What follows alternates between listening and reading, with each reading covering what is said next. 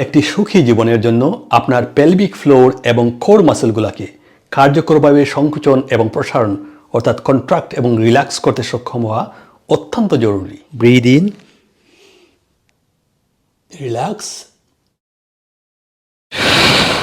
শ্বাস ছাড়ুন, কন্ট্রাক্ট। আমরা যখন পিঠে শুয়ে একই ব্যায়ামটি করব তখন এটিকে বলা হয় পেলভিক রক, অর্থাৎ আমরা এই পেলভিসে রকিং করব। সো আপনি যখন শ্বাস নিচ্ছেন তখন আপনি পেট ফুলিয়ে শ্বাস নেবেন এবং আপনার পিঠ উপরে উঠে আসবে, এই জায়গায় একটি আর্চ সৃষ্টি হবে।